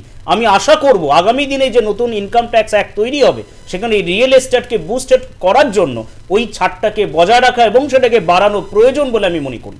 যেমন ধরুন এডুকেশন সেক্টরে একটা জিনিস ভালো, যে 500 কোটি টাকা বিনিয়োগ হচ্ছে, এআই নির্ভর কিছু আপনার এক্সেলেন্স সেন্টার তৈরি হচ্ছে 3টে, সংখ্যাটা খুবই কম সারা ভারতবর্ষের নিরিখে, কিন্তু পদক্ষেপ, পজিটিভ পদক্ষেপ অবশ্যই, কিন্তু সংখ্যাটা খুবই কম, আরো বেশি হলে ভালো হতো। এবং এডুকেশন সেক্টরে যে টোটাল ইনভেস্টমেন্ট, সেই জায়গাটা কিন্তু প্রত্যেক বছর কমছে। এই জায়গাটা কিন্তু দুঃখের, এর সাথে সাথে এটা অনেকটাই প্রাইভেট ইনভেস্টমেন্ট বা বেসরকারি বিশ্ববিদ্যালয় এদের, কিন্তু সরকার আগে যে গবেষণার জন্য টাকা দিত সেগুলো আর্টিফিশিয়াল ইন্ডিয়া, প্রীতম তুমি এই সময়কার লিডার, আর্টিফিশিয়াল ইন্টেলিজেন্সের ক্ষেত্রে আমেরিকা ঠিক যে মুহূর্তে ঘোষণা করলো $5,000 বিলিয়ন, ঠিক সেই মুহূর্তে 37 বছর বয়সী চাইনিজ একজন ডিপসিক পুরো মানে তৈরি করেছে, সেখানে 500 কোটি টাকা প্রাথমিক পদক্ষেপ হিসাবে ভালো, কিন্তু এতে কি একটা বড় উল্লম্ফনের যাবে? আজকে এআই এর যে বাস্তবতা যে জায়গায় নিয়ে যাচ্ছে, এই শ্রমনিবিড় ভারতবর্ষে 500 কোটি টাকা দিয়ে সেন্টার অফ এক্সেলেন্স বা এই ধরনের খুব কি একটা কাঙ্ক্ষিত জায়গায় পৌঁছানো যাবে? নিতান্তই এটি একটি প্রশ্ন। না, প্রশ্ন তো বটেই। দেখুন, আমরা তো মানে সব কিছুই চাইবো যে এই যেটা 12 লাখ টাকা সেটা 25 লাখ করে দিক, আমাদের প্রত্যেক বাড়িতে পাশের বাড়িতেই একটা করে হসপিটাল হয়ে যাক, আমাদের সবার ইনকাম মানে আপনার অস্বস্তি হলেই যেন আমরা বড় বড় হসপিটালে ভর্তি হই, সেটা যেন ফ্রি হয়ে যায়। দেখুন, আমাদের চাওয়ার কোনো শেষ নেই, কিন্তু ভারতবর্ষের কোথায় ছিল আর কোথায় আছে, এই ধরুন আজকে দাদা বলছিলেন না এক্সপোর্ট বাড়াতে হবে, করতে হবে। আপনি বলুন আজকে থেকে 2014-এর আগে এক্সপোর্টের মার্জিনটা বলুন, আমি নিজে এক্সপোর্ট করি, তো তখনের পার্সেন্টেজ অফ এক্সপোর্ট আর আজকের পার্সেন্টেজ অফ এক্সপোর্ট, তখনকার পোর্ট আর এখনকার পোর্ট, এই আপনার কলকাতা পোর্ট, আপনার কলকাতা পোর্ট হচ্ছে এশিয়ার ওয়ান অফ দ্য আপনার ওল্ডেস্ট পোর্ট, কিন্তু আজকে কি অবস্থা দেখুন, একদম বাজে অবস্থা হয়ে গেছে। আজকে ভারতবর্ষ এখানে প্রায় 1 লাখ কোটি টাকা ইনভেস্ট করছে, যেখানে কলকাতা পোর্টের কথা বলছি, শ্যামাপ্রসাদ মুখার্জি পোর্ট, সেখানে ড্রেজিং করতে বলছে তো ওরা, ওরাও বলছে ড্রেজিং তো হচ্ছে না। 14 বার টেন্ডার করা হয়েছে, কেউ পশ্চিমবঙ্গের নাম শুনে কেউ টেন্ডার করতে আসছে না, লাস্টে 14 হয়। আমি একদম দায়িত্ব নিয়ে বাজেটে পশ্চিমবঙ্গের দায়িত্ব নিয়ে আমি যেটা বলছি, আমাকে প্লিজ টোকো না, তো আমি দায়িত্ব নিয়ে তোমাকে বলছি 14 থেকে 15 বার টেন্ডার রিটেন্ডার হয়েছে, পশ্চিমবঙ্গ নাম শুনলে এখানে কেউ টেন্ডার দিচ্ছে না। যাই হোক, সেটা অন্য বিষয়। তো সেখানে এখন কথা হচ্ছে আরেকটা বাজেট স্যাংশন হচ্ছে, অলরেডি ডিপিআর পর্যায়ে আছে, যেখান থেকে ডাইরেক্ট আপনার যেহেতু কলকাতার ভেতরে চলে গেছে পোর্টটা, এখান থেকে গাড়ি আসা যাওয়া খুব অসুবিধা, এখান থেকে ডাইরেক্ট যেন গঙ্গার নিচ থেকে রাস্তা হয়ে একদম যেন হাওড়ার ওপর দিয়ে যেন আপনার নেলে চাইতে চলে যায়। এই জন্য চারিদিক থেকে আজকে পোর্টের যা ডেভেলপমেন্ট হয়েছে লাস্ট 14 বছরে, সেটা অভূতপূর্ব ব্যাপার, এবং আমাদের পার্সেন্টেজ অফ এক্সপোর্ট আজকে প্রায় দ্বিগুণের উপর বেড়ে গেছে। সুতরাং আজকে আস্তে আস্তে বিকশিত ভারতের দিকে আমরা এগোচ্ছি, এবার আস্তে আস্তে হবে। আমাদের এক্সপেকটেশন নরেন্দ্র মোদীর থেকে থাকবে, তার কারণে নরেন্দ্র মোদী করে দেখাচ্ছে। আজকে আপনার নতুন করে আবার 1000 লোকের গরিব লোকের বাড়ি করে দেবেন, আজকে উনি তার জন্য একটা হিউজ 10 লাখ কোটি টাকার বাজেটে অ্যালোকেশন রেখেছেন। তো সুতরাং আমরা যা বলি সেটা বাজেট অ্যালোকেশন করে করি, মুখের উপরে কথা বলে যে এখানে যেরকম এখানে আমরা পশ্চিমবঙ্গের বাইরে দেখি যা ইচ্ছা বলে দিলাম। আমি এই বিষয়টা আসবো না, একটা বিরতিতে যাব।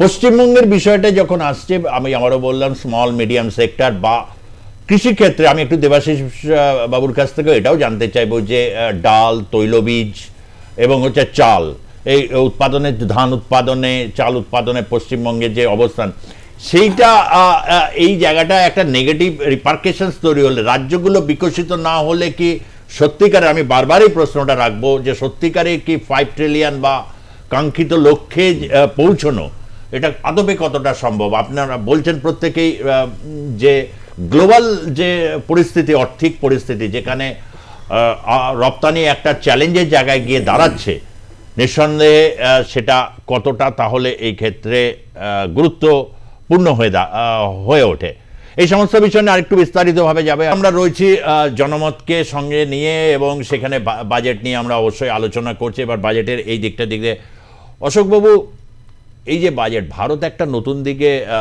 যে একটা যাত্রা করছে, যে যাত্রাটার মধ্যে একটা কোথাও আত্মবিশ্বাস এখানে হচ্ছে, থ্রেটের মধ্যেও রয়েছে। ডোনাল্ড ট্রাম্প থ্রেট দিচ্ছে যে বিনিময় ডলারের জায়গায় অন্য কিছু হলে 100% শুল্ক, গ্লোবাল পরিস্থিতি তাই। এরকম একটা জায়গা থেকে দাঁড়িয়ে যে কর্মসংস্থান বলুন বা এসএমই, মানে এই যে জায়গা যেগুলো কর্মসংস্থান সবচেয়ে বেশি রোল প্লে করে। আমি বারবার করে এই জায়গাটা দেখেছি যে স্মল মিডিয়াম সেক্টরগুলোতে পশ্চিমবঙ্গের একটা ভালো অবস্থান থাকে, বাম আমলেও ছিল। বিদ্যুৎ গাঙ্গুলি যখন শিল্পমন্ত্রী ছিলেন, তো সেখানে দাঁড়িয়ে এই বাজেটে পশ্চিমবঙ্গের জন্য কিন্তু আলাদা কিছু হলো না। একটা রিজিওনাল ইমব্যালেন্স নিয়ে বারবার প্রশ্ন ওঠে, এ ব্যাপারে কি কিছু বলবেন? দেখুন, একটা কথা হচ্ছে যে যেটা আমি আলোচনা হয় সেটা হচ্ছে যে আপনি দেখবেন টোটাল ট্যাক্স যেটা কালেক্ট হয় স্টেটগুলো থেকে, তার একটা পার্সেন্টেজ কিন্তু সরকার দেয়, ওই মানে রাজ্য সরকারকে দেওয়া উচিত আর কি, মানে গাইডলাইন অনুযায়ী আছে এত পার্সেন্ট অবধি দেবে। কিছু কিছু ক্ষেত্রে এটা দেখা যাচ্ছে 80-90% দিয়ে দিচ্ছে, আবার কিছু কিছু ক্ষেত্রে 30-40% দিচ্ছে। এই ইমব্যালেন্সটা কোনো অবস্থায় ঠিক না। এক, 2 নম্বর হচ্ছে স্মল অ্যান্ড মিডিয়াম সেক্টরে যদি আপনি ইনভেস্টমেন্ট না বাড়াতে পারেন, তাহলে কিন্তু এই যে আনএমপ্লয়মেন্ট ব্যাপারটা যেটা আছে, কারণ আনএমপ্লয়মেন্টটা আপনাকে কিন্তু কোনো অবস্থাতে আপনি প্রবলেম সলভ করতে পারবেন না। আপনি ধরুন এই যে 12 লাখ টাকা অবধি আপনি ট্যাক্স ফ্রি বলছেন, সব ঠিক আছে, 12,75,000 টাকা অবধি, কিন্তু 12,75,000 টাকা তো ইনকাম করে কটা লোক? মানে টোটাল পপুলেশনের যে টোটাল পপুলেশন কত, এইটাকে আপনাকে বুঝতে হবে তো।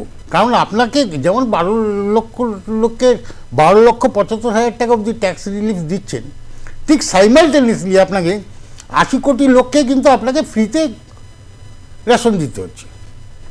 এই 80 কোটি লোককে বার করে নিয়ে আসা, এদের থেকে ধরুন প্রথমে 5 কোটি, তারপরে 24% এলিভেট করেছে বলছে, যারা খুব হতদরিদ্র ছিল তাদের একটা কিন্তু জায়গায় তাদেরকে নিয়ে আসা গেছে। এটা ধরুন আপনি বলছেন এটা হচ্ছে ইয়েতে বলছে, সমীক্ষায় বলেছে না, মানে সমীক্ষা তো বলেছে, সমীক্ষায় যেটা রিয়েল ছবিটা সেটা তো হয়েছে যে একটা কিন্তু এলিভেট করেছে। এবার আপনি এবার ঠিক একইভাবে এনএসএস ডাটা অনুযায়ী আপনি যদি দেখেন 2011-12-তে যে লোক কর্মসংস্থান ছিল আর 2024-এ যে কর্মসংস্থান হয়েছে, তাতে প্রায় 13 লক্ষ লোকের কিন্তু মানে চাকরি নেই আর কি। হ্যাঁ, এই যে বিভিন্ন সেক্টরে যে ভ্যাকেন্সিগুলো আছে সেগুলোকে পূরণ করা এবং এগ্রিকালচার সেক্টরের ওপর জোর দেওয়া। আপনাকে ওরা বলছিলেন যে রুরাল ডেভেলপমেন্টে গতবারে ছিল 5.51% অফ দ্য টোটাল বাজেটের, এবারে কিন্তু সেটা হয়েছে 5.26%। এডুকেশন ক্ষেত্রে যেটা ছিল হচ্ছে 2.60, সেটা হয়েছে 2.53, কমেছে। আমি আপনাকে বলছি, টেলিকম সেক্টরে ছিল 2.41, সেটা হয়েছে 1.88, ট্রান্সপোর্টে হয়েছে 11.28, সেটা হয়েছে 10.83। এইটা বলছি আপনাকে যে যদি আপনি রুরাল ডেভেলপমেন্টে আপনি যদি জোর ইয়ে করে এবং এগ্রিকালচার সেক্টরের ক্ষেত্রে আপনি যদি যতক্ষণ না পর্যন্ত এগ্রিকালচার সেক্টরকে স্বনির্ভর করতে পারেন। ডিফার করছি বসুদাকে, একটা জায়গায় হয়তো বসুদার কোনো একটা মিস ইনফরমেশন হয়েছে। এই বছর যে এডুকেশন বাজেট হয়েছে সেটা সবচেয়ে সর্বোচ্চ হয়েছে। লাস্ট ইয়ার ছিল 1.21, সেটা হয়েছে এবার 1.28 লাখ করোড় টোটাল। আমি বলছি টোটাল বাজেটের ছিল 2.60, গতবার বাজেটের আমি বলছি তুমি 1.28 লাখ করোড় হয়েছে। আমি তোমাকে বলছি বেশি হয়েছে, আমি তোমাকে বলছি টোটাল যে বাজেট, আবার টোটাল বাজেটের পার্সেন্টেজ আপনি বললে হবে না, মানুষ বুঝবে না। মানুষকে বলতে হবে যে কত ছিল 1 টাকার। আরে বাবা, তোমাকে একটা কথা বলছি, তোমাকে ব্যাপারটা বুঝতে, তার মধ্যে তো পপুলেশনটা বেড়ে গেছে, তোমাকে ব্যাপারটাকে বুঝতে হবে। তো এই ব্যাপারটাকে তুমি এইটাকে না রেখে তুমি জাস্ট ওই কতগুলো লোক কত টাকা দিল সেটা ব্যাপারটা না। 2 নম্বর ব্যাপার হচ্ছে আপনি যদি দেখেন যে, আমি দেবাশিস দাকে বলবো যে আপনি ওটাকে দেখেছেন কি না, যেটা আমি বললাম আপনাকে না, যে এক্সটার্নাল ডেট যেটা আমি আপনাকে বলেছিলাম, সেটা আপনি একটু মিলিয়ে নেবেন। টোটাল যেটা ছিল সেটা হচ্ছে আপনাকে বলেছিলাম 7 কি বলে বিলিয়নের ক্ষেত্রে যেটা বলেছিলাম সেটা হচ্ছে আপনার।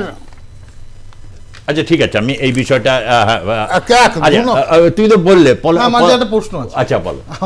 আমার প্রশ্ন হচ্ছে, দেখুন আমার ইকোনমিস্ট নই, এখানে যিনি ইকোনমিস্ট আছেন ওই দাদা আর ওখানে দেবাশিস দা।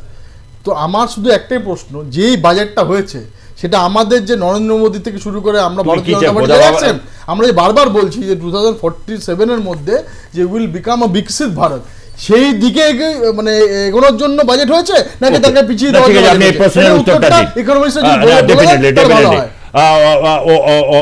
হচ্ছে কেন শুরুতে কিন্তু খেয়াল করেনি, ও গোদাভাবে কিন্তু প্রীতম এটা বলা যাবে না দুর্দান্ত বাজেট এইভাবে এটাকে কখনো আশা করি আমি জিজ্ঞেস করছি তো ইকোনমিক্সে ভালো বলতে 2045 ভারতটা আমরা যেই টার্গেট ঠিক আছে 3 ট্রিলিয়ন ইকোনমি কি আমরা পৌঁছতে পারবো এই বাজেটে নাকি এটা আমাদেরকে ব্যাক স্টেপ করলো? আচ্ছা ঠিক আছে পলাশ তারপরে আমি দেবাশিস বাবু একটা কথা আছে সেটা হচ্ছে ফাইনান্সিয়াল জাগলারি, মানে আমরা সেই জাগলারির মধ্যে আছি জানেন তো। এই যে তুমি কিছু ভালো দেখছো না বাজেট? না আমি প্রথমে বলছি কিছু ভালো আছে, ইয়েস অর নো, ভালো অবশ্যই আছে। কোনো কিছু সিস্টেমের সব খারাপ সব ভালো হয় না। যেমন আমি বললাম এআই তে ইনভেস্টমেন্ট 500 কোটি টাকা ভালো, প্রাথমিক পদক্ষেপ হিসেবে ভালো, কিন্তু এটা পর্যাপ্ত না, একেবারেই নয়। এক্স্যাক্টলি সেটাই প্রশ্ন এখানে। আপনারা বলছেন এই যে অশোকদা বললেন 1 পয়েন্ট সামথিং কমেছে, মানে পয়েন্ট সামথিং কমেছে টোটাল বাজেটের। প্রীতমবাবু কিন্তু শিক্ষায় প্রীতমবাবু কিন্তু বললেন টাকার অঙ্কে বেড়েছে। মজার কথা এখানেই, যার মধ্যে ইনফ্লেশন ফ্যাক্টর এটা কোথায় গেল? আপনি যদি ইনফ্লেশন ফ্যাক্টরটাকে দেবাশিস বাবুর কথায় ইনফ্লেশন ফ্যাক্টরটাকে মাথায় রাখেন তাহলে দেখবেন টোটাল অ্যামাউন্টটা হয়তো কমে গেছে পারচেজিং পাওয়ার অনুযায়ী। এই জায়গাটা যে ফাইন্যান্সিয়াল জাগলারি বলে আলটিমেটলি বিকশিত ভারত করতে গেলে যেটা যে আমরা কথাই বলছি, যেরকম বলেছিলাম যে এগ্রিকালচার যারা আছেন চাষি তাদের সেই ভাইদের 3 গুণ ইনকাম করে দেব, নরেন্দ্র মোদী বাবুই বলেছেন। আলটিমেটলি হয়েছে কি? আমরা চাইবো হোক, কিন্তু তার জন্য যে পদক্ষেপ করা দরকার সর্বস্তরের পদক্ষেপ করা দরকার, সেই সর্বস্তরের পদক্ষেপ নেই। আপনার পুয়ার পিপলকেও রাখতে হবে। আর পশ্চিমবঙ্গের কথা বলছেন, আসলে এখানকার প্রীতম বাবুরা টেলিভিশন চ্যানেলে এসে চিৎকার করবেন পশ্চিমবঙ্গে সব শেষ, এদিকে আবার আপনি পার্লামেন্টে দেখবেন সেখানে বলছেন পশ্চিমবঙ্গ নাম্বার 1 এমএসএমই তে অনেক জায়গাতে সেখানে বলবেন এবার এখানে সব শেষ হয়ে গেছে, কিছু নেই এখানে পশ্চিমবঙ্গে, আমি সব শেষ কি করে বলবো? বল পশ্চিমবঙ্গে কিছু নেই এটা বলতে থাকবেন, কিন্তু আসলে মুশকিলটা কি হয় 1 নাম্বার বলার পরেও যখন তাকে আমরা ছোটবেলায় দেখতাম না দোকানে খুব সুন্দর জামা দেখেছিলাম, কিন্তু হয়তো সেটা কেনার ক্ষমতা নেই, ওই দোকানের পাশ দিয়ে যেতাম না। পশ্চিমবঙ্গের দিক তাকালে ভারতীয় জনতা পার্টি ঠিক সেটাই মনে হয়। ওই যে একজন হাওয়াই চটি পরে দাঁড়িয়ে আছেন পশ্চিমবঙ্গের মাননীয় মুখ্যমন্ত্রী, তা ওই পশ্চিমবঙ্গের দিক তাকালে ওনার মুখটা মনে পড়ে যে ওনার কাছে বারবার হেরে ফিরে আসছি, তাই কিছু দেওয়া যায় না। এই বিমাতৃসুলভ আচরণটা বিহারে ভোট আছে বলে তো বিহারকে দাও যায়, এই লাস্ট বিহারে ভোট আছে বলে বিহারে দিতে হবে। 26 এর বাজেটে পশ্চিমবঙ্গকে আলাদাভাবে দেখবে, প্রীতম এটা কথা দিয়ে যাবে। না না যখন বিকশিত ভারতের কথা আমি জিজ্ঞেস করলাম তখন ওনার পরিষ্কার যে ভাষাটা যে কথা বললেন তাতে ওনার পলিটিক্যাল ইনক্লিনেশনটা 100% প্রুভ হয়ে গেল, সেটা আমরা মনে রাখবো। ঠিক আছে, দেবাশিস বাবু বিকশিত ভারত 2047 এই ক্ষেত্রে আমি তো শুরু থেকেই কথাটা বলছি যে 5 ট্রিলিয়ন ইকোনমি দিকে পৌঁছতে গেলে ভারত পৌঁছে গেছি আমরা, এবার না এবার 4 ট্রিলিয়নে করেনি, সুতরাং আর্থিক সমীক্ষাটা পড়ো গতকালে 3.55। হ্যাঁ, তো দেবাশিস বাবু ওটা জানতে চাইছে, এটা খুব গুরুত্বপূর্ণ প্রশ্ন, যে কোনো ভারতবাসী হিসাবে উল্টো বললাম এটা দরকার। গতকাল অবশ্যই নিয়ে আপনি আলোকপাত করেছেন, আজ তথাপি যখন ভারতীয় জনতা পার্টির তরুণ মুখপাত্র এটা জানতে চাইছে, আপনি বলুন। বলতে একটুখানি বলি, বিকশিত ভারত মানে এবং আত্মনির্ভর ভারত এই কথাগুলো মানে হচ্ছে যে বিকশিত হওয়া মানে হচ্ছে আমরা যেটাকে অর্থনীতিতে বলে প্রবৃদ্ধি হওয়া, অর্থাৎ যেটা আপনি বলছেন যে আমার যে উন্নয়নের গতির যে বৃদ্ধির হার সেটা 8.2% থেকে নেমে 6.3% হয়ে গেছে, সেটাকে আরো বাড়ানো, সেই একটা বিকশিত হওয়া। আর সকলে মিলে ওই শতফুল বিকশিত হোক সেইভাবে, মানে আমরা সবাই মিলে একসঙ্গে বিকশিত হই, এইটা হচ্ছে আরেকটা দিক, অর্থাৎ উন্নয়নের দিক। আমরা 92% মানুষ কিন্তু এখন অসংগঠিত ক্ষেত্রে কাজ করে, কাজে আমরা যখন এই কর ছাড় দিচ্ছি এবং অন্যান্য সুযোগ তুলে দিচ্ছি সেখানে কত শতাংশ মানুষ উপকৃত হচ্ছে, এবং অন্যান্য যে সমস্ত বাজেটে যেই সমস্ত সুযোগ যেগুলো বৃদ্ধির কথা বলা হচ্ছে সরকারের পক্ষ থেকে, তাতে অন্যান্য ক্ষেত্রে অর্থাৎ প্রাইভেট সেক্টর কতটা তার ইনসেন্টিভ পাবে। এই বাজেট মানে হচ্ছে একটা ইনসেন্টিভাইজেশন।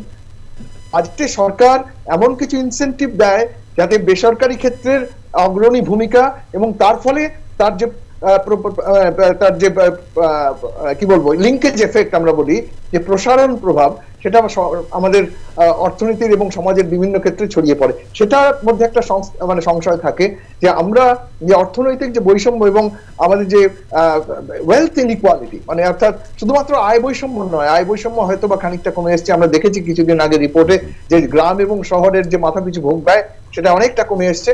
কিন্তু এই যে সম্পদ বন্টনের যে বৈষম্য, অর্থাৎ আমার যে অ্যাসেট, সেই অ্যাসেট আমি কতটা নিজে ব্যবহার করতে পারি, তার জন্য আমার যে স্কিলিং, এই যে আমরা এআই, এখানে কিন্তু আমি একটা সদর্থক জায়গা দেখেছি যে সরকার বলছেন যে আমরা আর্টিফিশিয়াল ইন্টেলিজেন্স ডেভেলপ করব, কিন্তু আর্টিফিশিয়াল ইন্টেলিজেন্স ডেভেলপ করতে গিয়ে যদি কোনো সংস্থায় কর্মসংস্থান ছাঁটাই হয় সেখানে কিন্তু আমরা পদক্ষেপ নেব। তার মানে একটা ব্যালেন্স রক্ষার দিকে এগোচ্ছি। এবং এই জায়গাটা আমার ভালো লাগছে যে আগামী কয়েক বছরে, মানে এই বাজেটটা তো 1 বছর, এটা একটা দীর্ঘকালীন পরিক্রমা। সেই পরিক্রমা হচ্ছে আমরা একটা প্রবৃদ্ধির জায়গায়, এই যে একটা 5 ট্রিলিয়ন ইকোনমি, মানে সাইজের দিক থেকে অনেক বড় হব, কিন্তু আমাদের বৈষম্য, আমরা উন্নয়নের দিক থেকে, আমাদের দেখবেন মানব উন্নয়নে আমরা অনেক পিছিয়ে আছি, আমরা অনেক উন্নয়নের সূচকে অনেক পিছিয়ে আছি। কাজে সেই দিকেও কিন্তু আমাদের এগোতে হবে। আজকে নরওয়ে, সুইজারল্যান্ড, সেই সব যে দুনিয়ার যে সমস্ত উন্নত দেশ আছে তাদের ক্ষেত্রে আপনারা দেখবেন উন্নয়নের সূচক এমন বেশ কিছুদিন আগে, আজকে বাংলাদেশ হয়তো টালমাটাল, কিন্তু বেশ কিছুদিন আগে বাংলাদেশও কিন্তু উন্নয়নের সূচকে আমাদের থেকে অনেক এগিয়ে ছিল। শ্রীলঙ্কা একটা দিক এই বাজেটে যেটা হয়েছে, এই মুহূর্তে গোটা জায়গায় যে গিগ ইকোনমির জন্য একটা পোর্টাল কেন্দ্রীয় সরকার তারা তৈরি করতে চলেছে, এবং যেখানে নাম নথিভুক্তকরণ থেকে শুরু করে সামাজিক সুরক্ষার ব্যাপার, কারণ আপনি যে 92% এই অসংগঠিত ক্ষেত্র বলছেন, তার আবার মধ্যে একটা বড় অংশই এখন এই গিগ ওয়ার্কার, যারা বিশেষ করে ডেলিভারি বয়েজ। আমি একটা লাইন বলে দিই, দাদা বলতে সুবিধা হবে। এই গিগ ইকোনমি যারা আজকে ধরুন আমরা যে দেখি যে যারা এই ডেলিভারি বয়, তাদেরকে 100% আপনার হেলথ ইন্স্যুরেন্স স্কিমে যে আয়ুষ্মান ভারত, সেখানে ইনক্লুড করার জন্য নরেন্দ্র মোদী এই বাজেটে অ্যালোকেশন রেখেছেন। হ্যাঁ, সেটাই ভালো পদক্ষেপ। এই সমস্ত পদক্ষেপ হচ্ছে সাধুবাদ জানাবার যোগ্য।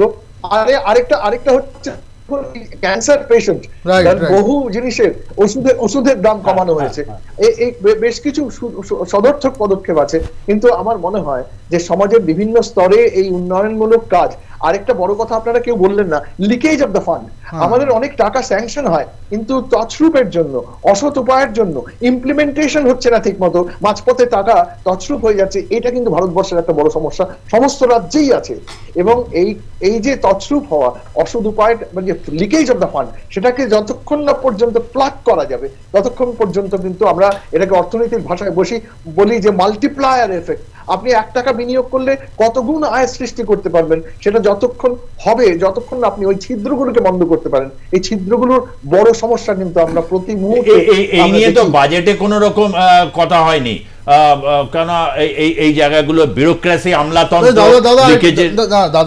তুমি খুশি তো, মানে বিকশিত ভারতের রয়েছে, কিন্তু যে পয়েন্টটা নিয়ে বিকশিত ভারত হলো, আমি তোমাকে বলছি, ক্রিটিক্যাল হয়ে বলছি, কিন্তু বৈষম্যটা কমানোর যে রাজনৈতিক সদিচ্ছা, সেটা ভারতীয় জনতা পার্টি সরকারের থেকে, এবং রিজিওনাল ইমব্যালেন্স, তোমার পলিটিক্যাল স্টেবিলিটি যদি না থাকে, বিকশিত ভারত হবেটা কি করে? না, তুমি শুধু সবটাই হ্যাঁ শুনবে, বিকশিত ভারতের সবাই তো বলছে, আশাবাদীদের সবাই, তুমি কিন্তু হ্যাঁ বলবে না যে পলিটিক্যাল স্টেবিলিটি আনার জন্য রাজ্যগুলোর ইমব্যালেন্স কমাবে। তুমি বলো, কোন দেশ পারফেক্ট হয় না, দেশকে পারফেক্ট বানানোর দায়িত্বটা হচ্ছে প্রত্যেকটা দেশবাসী। এই দেশবাসী গণতন্ত্রে গণদেবতা হিসেবে ঠিক পার্টিকে ভোট দিয়ে বিকশিত ভারতের দিকে এগিয়ে নিয়ে যাবে, নাহলে কিন্তু স্ক্যাম হবে, এবং যেটা দেখে আসছি সেটা হবে। তো সুতরাং এই গণদেবতাই আজকে নরেন্দ্র মোদীকে বুঝিয়েছেন। আরো ওই আমাদের সরকারি অর্থনৈতিক, তো আরে রাজনৈতিক অর্থনৈতিক একদম মানে প্যারালালি চলে। যে অর্থনীতি আজকে মহারাষ্ট্রে আছে, পশ্চিমবঙ্গে নেই কেন? তার কারণে 70s আপনার যা পার ক্যাপিটা ইনকাম, যেই আপনার জিডিপি গ্রোথ আজকে পশ্চিমবঙ্গে ছিল সারা ভারতবর্ষের অনুপাতে, সেটা আজকে হাফ হয়ে গেছে। তার কারণটা কি? পলিটিক্যাল। সেই জন্যই বলছি যে নরেন্দ্র মোদীর মতো লোক ভারতীয় জনতা পার্টি আমাদের সাথে আছে। তো এই ভারতীয় জনতা পার্টিকে পশ্চিমবঙ্গে মানুষ আশীর্বাদ দিয়ে 2024 আমাদের ক্ষমতা আসবে, এবং এই পশ্চিমবঙ্গ আজকে উন্নতি হবে। কিন্তু তোমাকে একটা কথা বলতে হবে, তোমাকেও বলতে হবে, সেন্টার অফ এক্সিলেন্সে এশিয়ার প্রথম স্ট্যাটিস্টিক্যাল ইনস্টিটিউট বা স্ট্যাটিস্টিক্সের জায়গা যখন Paschimbanga, right right, centre of এক্সিলেন্সে পশ্চিমবঙ্গ কেন পাবে না? গুজরাট দুটো আসাম একটা শোনা যাচ্ছে, এই জানতে তো এত এমপি সুজিতা বলতে বলেছি তো, সেন্টার অফ এক্সিলেন্সে আজকে আমাদের স্ট্যাটিস্টিক্স আইএসআই আপনার যে প্রতিষ্ঠান, সেখানে আমাদের ভারতবর্ষের প্রথম কম্পিউটার আজকে ওখানে এসেছিল, কিন্তু আজকে পলিটিক্যাল রিজনে আজকে পুরো কম্পিউটারের যে রিভলিউশন সেটা কিন্তু পশ্চিমবঙ্গ পায়নি। সুতরাং পলিটিক্যাল ইমব্যালেন্স থাকলে হবে না, পলিটিক্যাল যে একটা ব্যবস্থা সেটাকে ঠিক করতে হবে, সেটা ঠিক করলে ইকোনমি থেকে শুরু করে সবকিছু এগিয়ে যাবে, ইকোনমি, সোশ্যাল এবং পলিটিক্যাল এগুলো সব একটার সাথে একটা যুক্ত ব্যাপার। ভারতবর্ষকে মাথায় রেখে কেন্দ্রীয় সরকার, পশ্চিমবঙ্গেরও সরকার, কেরলেরও সরকার, গুজরাটেরও সরকার, সুতরাং সারা ভারত, পশ্চিমবঙ্গ যদি গ্রোথ না করে, গুজরাট যদি গ্রো না করে, কেরল যদি গ্রো না করে, ভারতবর্ষ গ্রো করবে না। কিন্তু মুশকিলটা হয়ে গেছে, আমরা ওই জায়গাতেই পড়ে আছি যে আমাকে আনো তবেই আমি তোমার জন্য আছি। না না, পশ্চিমবঙ্গে বলে দিলেন 10 লাখ, দশ লাখ কোটি টাকা আমাকে সরকারে দাও, আপনি ইকোনমিক থেকে বেশি পলিটিক্যাল লোক, 10 লাখ কোটি টাকা যে মানুষের প্রত্যেকের বাড়ির জন্য দেওয়া হয়েছে, পশ্চিমবঙ্গে নেই, পশ্চিমবঙ্গের জন্য আছে, পশ্চিমবঙ্গের জন্য আছে, কিন্তু এই পশ্চিমবঙ্গ যে সরকার চুরি করে নেবে, আগে যেরকম কমিউনিস্ট পার্টি চুরি করতো, এরাও চুরি করে নেবে। তো সুতরাং এটা এই সুতরাং সেইটা বুঝতে হবে যে ইকোনমিক্স বললেন যে এই পয়সাগুলো যদি, যেটা আমার তোমার ট্যাক্সের পয়সা, ভারতবর্ষের ইকোনমিকের পয়সা, আজকে বিকশিত ভারতের পয়সা কেউ যদি কেউ নিজের পকেটে ঢুকিয়ে নেয়, তাহলে কোনো এক্সিলেন্টই কাজে দেবে না, তবে পলিটিক্যাল উইলটা থাকতে হবে।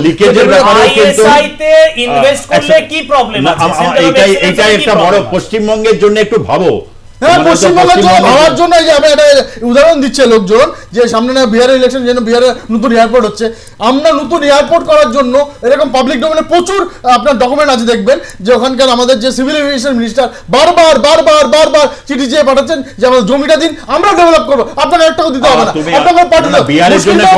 মুশকিলটা হচ্ছে আপনি আজকে আমাদের রেল ডেভেলপমেন্ট থেকে শুরু করে এয়ারপোর্ট থেকে শুরু করে আজকে এয়ারপোর্ট, রেল সবকিছু ডেভেলপমেন্ট জমির জন্য আটকে রয়েছে, বিএসএফ এর কানাডার প্রতি দিতে পারছে না। সুতরাং রাজ্য সরকারকে বুঝতে হবে, তার কারণে ফেডারেল স্ট্রাকচারে আজকে যে জিএসটি হয়, সেই জিএসটিটার বিরোধিতা, যে জিএসটিটার বিরোধিতা আপনার বারবার মমতা ব্যানার্জি করেছিলেন, আধার কার্ডের বিরোধিতা করেছিলেন, আজকে জিএসটির income one of the record পরিমাণে পশ্চিমবঙ্গ হয়েছে। আমার কথা হচ্ছে, আমি তো অন্য কিছু বলি না, নিশ্চয়ই বিহারে এয়ারপোর্ট 10টা এয়ারপোর্ট হোক না, বিহারে চাকরি হওয়া দরকার, কারণ পরিযায়ী শ্রমিকের যে স্ট্যাটিস্টিক, তোমরা তো স্ট্যাটিস্টিক্সের কথা বলো, আর আমরাও বলি, তার কারণ হচ্ছে আমি স্ট্যাটিস্টিক্সের লোক নই, এশিয়ার প্রথম স্ট্যাটিস্টিক্যাল ইনস্টিটিউট বরানগরে তৈরি করেছিলেন প্রশান্ত চন্দ্র মহলানবিশ। বা আমরা জানি তামিলনাড়ুতে ক্লাসিক্যাল ম্যাথামেটিক্স নিয়ে প্রচুর চর্চা হয়, প্রচুর বড় বড় ম্যাথমেটিশিয়ান। আজকে এআই এর যুগে এই দুটো বেসিক কম্পোনেন্ট, সেখানে এইটা বলার জন্য এত কি আছে আমি তো বুঝতে পারছি না। আজ না হলে কাল তো আমরা আশা করতে পারি। এইটাই বলতে চাইছি যে পশ্চিমবঙ্গ যেন একটু স্পেশালি এই জায়গাটা মানে পায়। হ্যাঁ, কিছু বলতে চাইছি? হ্যাঁ, আমি যেটা বলতে চাইছি সেটা হচ্ছে, উনি বললেন না যে 3.5 ট্রিলিয়ন ইকোনমিক ঘটনা, ভারতবর্ষে কিন্তু বিলিয়নের সংখ্যা বেড়েছে, মানে প্রতি বছরই বাড়ছে বিলিয়নের সংখ্যা। কিন্তু আপনি যদি পার ক্যাপিটা ইনকাম দেখেন, তাহলে কিন্তু পৃথিবীতে 114তম স্থানে হচ্ছে ভারত। তার মানে কি যে বৈষম্যটা, আমি বলছি যতক্ষণ না পর্যন্ত বৈষম্য দূর করতে না পারছেন, ততদিন পর্যন্ত কিন্তু বিকশিত ভারত হবে না। এটা কিন্তু দাদা আমি এখান থেকে ভারত হতে অসুবিধা নেই, মানে আবার 5 ট্রিলিয়ন হয়ে দরকার, সমৃদ্ধি প্রবৃদ্ধির নিশ্চয়ই দরকার, তার সাথে বৈষম্যটা একটা আলাদা প্রশ্ন। বৈষম্যটা হচ্ছে কি, বৈষম্য তো কেউ আজকে আধুনিক বিশ্ব এত বৈষম্য কেউ এটাকে টলারেট করে না। সেটাই তো সেই জায়গাটা বলছি। যেটা বলতে চাইছেন, ডোনাল্ড ট্রাম্পকে যখন আনবেন তখন আর পর্দা দিয়ে ঘেরার দরকার নেই বস্তিগুলোকে। গুজরাটে যখন গেলেন তো ঘোরার দরকার নেই, আপনি পুরোটা খুলে রাখতে পারবেন। এইটা চাইছি আমরা, সবাইকে সঙ্গে নিয়ে একসাথে ডেভেলপ। এক্স্যাক্টলি, কিছু জায়গায় আপনার আটকে রাখার দরকার নেই। আমার কথা হচ্ছে যে বাজেট আমরা একদম শেষ মুহূর্তে, দেবাশিস বাবু, যদি এই বাজেট নিয়ে আমরা দেখেছি সব প্রতিবেদনটা দেখাতে পারলাম না। ইন্ডাস্ট্রি মহল বা ব্যবসায়িক মহল অনেকে খুশি, তারা কেউ কেউ 10-এ 10 পর্যন্ত দিতে চাইছেন, 8, 7 মানে এই অবধি, মানে 7-এর নিচে কেউ নেই। এই বাজেটটা আপনি কতটা নম্বর দেবেন 10-এ? দেবাশিস শুনতে পাচ্ছেন? আপনি আছেন আমাদের সাথে? ভার্চুয়ালি সংযোগ হয়তো বিচ্ছিন্ন হয়ে রয়েছে। একেবারে অন্তিম পর্যায়ে উপনীত হয়েছি এবং সবচেয়ে বড় বিষয় হচ্ছে যে এই মুহূর্তে আমরা দীর্ঘক্ষণ এই বিষয় নিয়ে আমরা আলোচনা করেছি। আজকের মতো এইখানেই শেষ করছি। ধন্যবাদ জানাচ্ছি ডক্টর পলাশ ব্যানার্জি, আপনাকে অধ্যাপক অশোক মুখোপাধ্যায়, আপনাকে প্রীতম দত্ত, ভারতীয় জনতা পার্টি মুখপাত্র, আপনাকে এবং নির্মলা সীতারামনকে। পিপলস বাজেট আজকে ভারতবর্ষের স্বাধীনতার পর এরকম মধ্যবিত্তদের জন্য কাজ করেছেন। আমিও একটা মধ্যবিত্ত ঘরের ছেলে, সুতরাং আমাদেরও জন্য আজকে ভাবার জন্য আজকে প্রথম সরকার এরকমভাবে আজকে মধ্যবিত্তের কথা ভেবেছেন। এবং ডক্টর দেবাশিস মজুমদার, আপনাকেও ধন্যবাদ। আপনাদেরকেও যারা দেখলেন আজকের পর্বের জনমত, দেখতে থাকুন আর প্লাস নিউজ, সবার আগে সবার পাশে। ধন্যবাদ, নমস্কার।